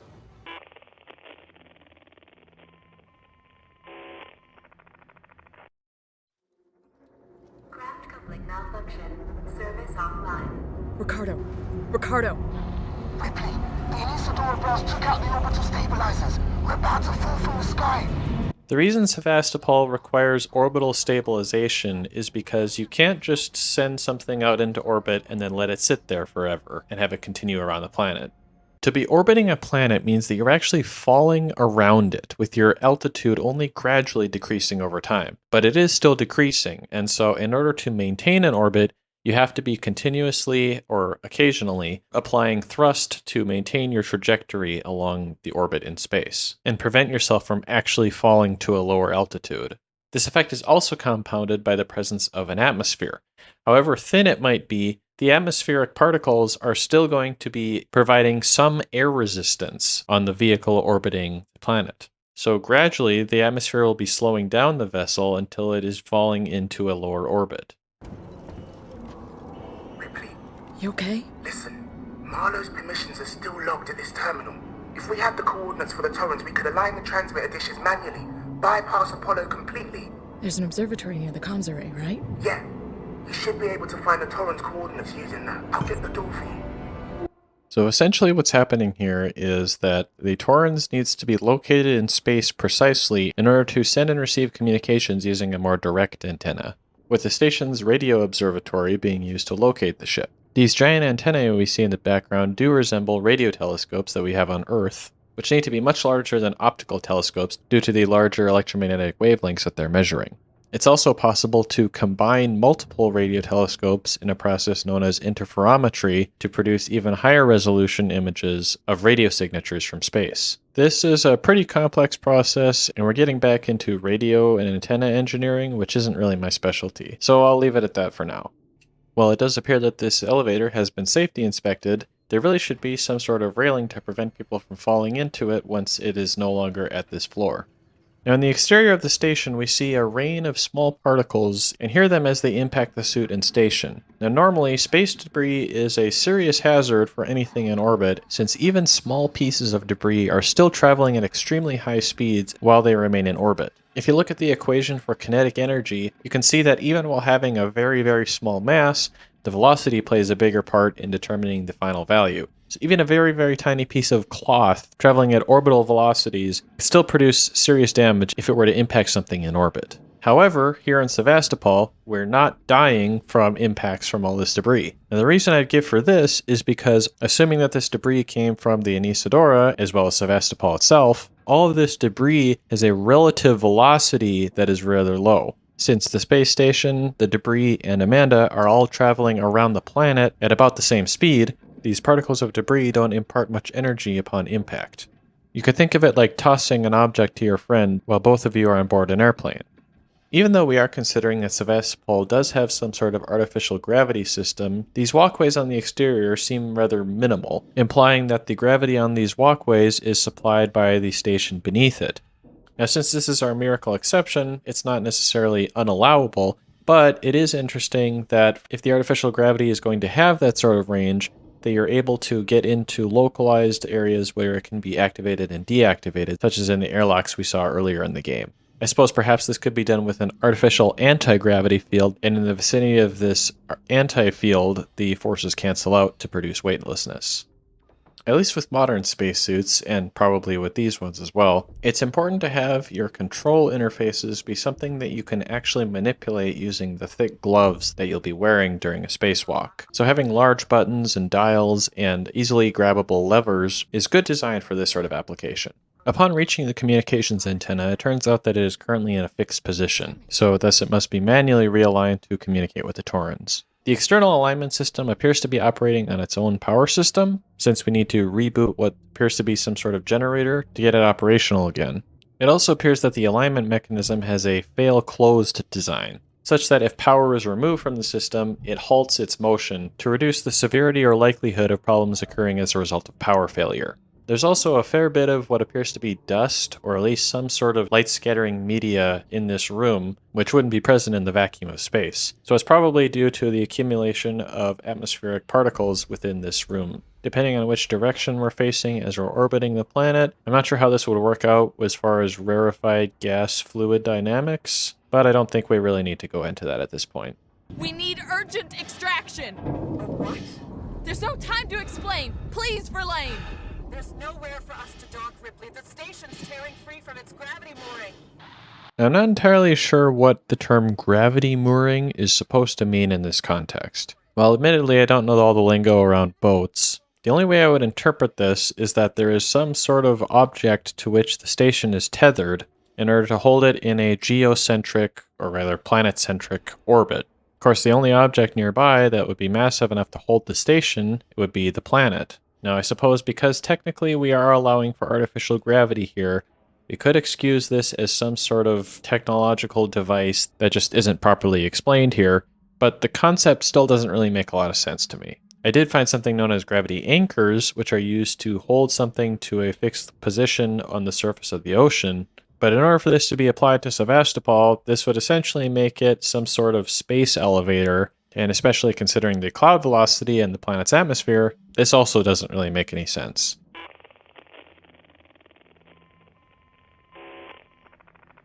Alright, we're getting close to the end, and this mission is going to be shorter anyways, since there is a lot of backtracking and a fair bit of problem solving within a set smaller location. Torrance to Ripley. Ripley, we're about to move into position for the auto-umbilical dock sequence. We'll be dark on comms until we've matched the decaying orbit of the station and are in position. We're just waiting on you to extend the towing platform clamps. I don't know how you sweet-talked me into this. Docking two spacecraft together in orbit is tricky due to the nature of orbital flight, in that when you are accelerating on your trajectory, you're actually moving into a higher orbit, and so your altitude is also increasing as your speed increases. And conversely, if you slow down, you're going to drop into a lower orbit, so you'll lower in altitude. Now, of course, this can be accounted for, but it's just another thing you have to consider when you're trying to perform a docking maneuver, especially in this case with a decaying orbit that is decreasing in altitude quickly and probably not at a constant rate. Since the station is utilizing artificial gravity, it wouldn't necessarily be listing from side to side as its orbit decays. The only reason that this would be happening is if the direction of the applied gravitational force is inconsistent due to the failure of the system. These crew quarters and common spaces in this part of the station seem quite well designed, with a lot of open spaces and activities for people to do on their off time. Unfortunately, this is ruined by the amount of backtracking we're forced to do through these areas, as you're essentially forced to go through these rooms twice, back to back, while the alien is chasing you, with not much of an opportunity to save for checkpoints. The rest of the game has been difficult but fair for the most part, but this part just felt like lazy level design.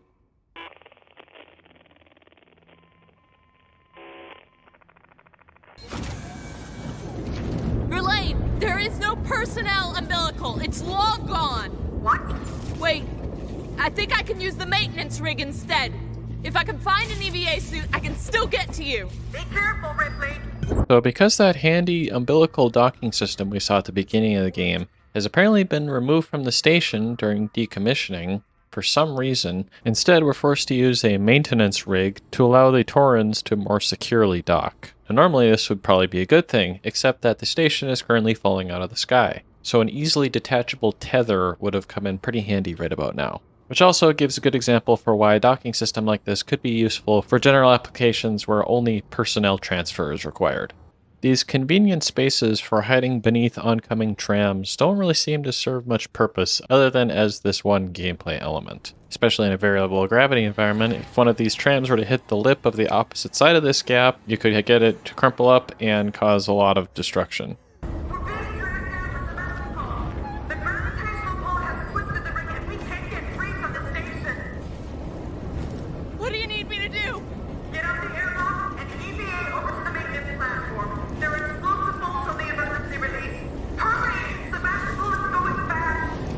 So on the one hand, it does make a lot of sense to be able to quickly detach the maintenance rig from a docked ship in an emergency, but on the other hand, it's not immediately clear how the gravitational force of the planet would be twisting the maintenance arm out of shape. Unless this is a massively massive arm, the whole station is approximately experiencing the same gravitational force from the planet, so you're not going to get a lot of torsional forces from gravity alone. That being said, this could perhaps mean that the artificial gravity of the station is doing some wonky things with onboard systems, which would make a lot more sense. At this stage, we briefly get a chance to see the Torrens engines, and they appear to be using an array of outlet nozzles that all exhaust in the rearward direction. Now, an array of nozzles makes a lot of sense, and this has been used pretty commonly throughout space history. However, usually when you have an array of nozzles, you want them to be symmetrical, such that if one were to fail, you could deactivate another one to maintain the balanced thrust being applied by the collection of nozzles. Here, with this sort of grid system, it would be a bit trickier to actually balance your forces if one of these nozzles were to stop functioning, at least within an individual grid pattern. When traversing this maintenance gondola, and in fact every other time we've been outside the station, we're not using any sort of tether system to secure us to the superstructure of the station. Now previously this was excusable because we were still in the vicinity of the artificial gravity field. However, here with the maintenance rig, if you're going to be moving out to another ship, which would have potentially either its own gravitational field or none at all, you have more of a risk of being able to detach from the station and float away. Thus, a dedicated tether system would be pretty handy to have here as part of the maintenance rig gondola system. While it is nice to actually see some stairs instead of just having an elevator here, it might make more sense to just have a slope here instead, especially for variable gravity. Here you avoid the hazard of tripping and falling, and would make it easier to move things up and down the slope to and from the ship. And here, right before the end of the game, we finally get a chance to see Sevastopol almost in its entirety from close up outside the station, with the blue moon nicely framed between the towers. Is this symbolic? Maybe? Well, the manual docking release sequence does utilize a pretty memorable piece of alien lore. It seems a little unnecessarily complex for such a system as a emergency docking release. Granted, you want to prevent something like that from triggering unintentionally, but in this case you also want it to be something that can be triggered relatively quickly in the event of an emergency. So having this extensive multi-step process that requires specific knowledge of how to activate it and its own instruction manual seems a little bit unnecessary for this specific application. It's still pretty cool to see in first person though, so I won't spoil it entirely here. And finally, the station deorbit cutscene does seem to contradict my whole episode about the direction of orbit of the station, so I'll let you decide which direction makes more sense. I would also say that the explosion we briefly see on KG-348 appears to dissipate rather quickly, although this could just be due to the stupidly fast wind speeds in the planet's atmosphere.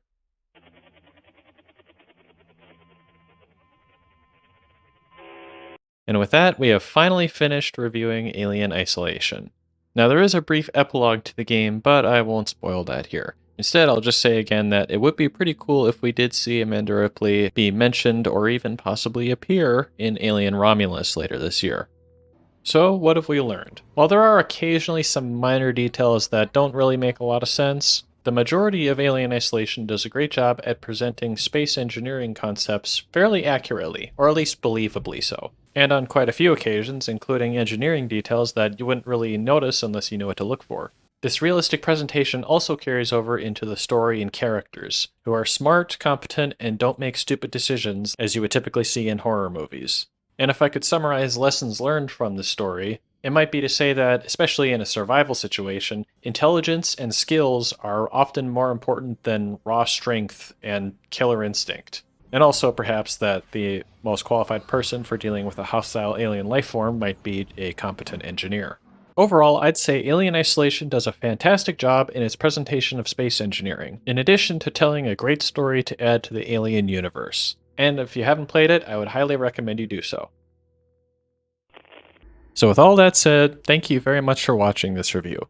Just to give you a little bit of behind-the-scenes information, between this and my last review, I had a lot of big life stuff going on. I moved across country, got a new job, and so it took me a lot longer to put this together than it normally would have. And also, Alien Isolation is quite a long game as well, so there was a lot to review, as you just saw. I am still looking at doing more of these reviews, although the next one will probably be shorter than this. As you can imagine too, there's quite a lot that goes into making these reviews, and since I'm doing these on my own time, it takes quite a while to actually get one finished. So if you'd like to see more of these reviews, let me know in the comments and leave a like on the video if you enjoyed it. And consider subscribing if you'd like to be notified next time I have one of these reviews done. But that should about do it for now, so once again, thank you very much for watching.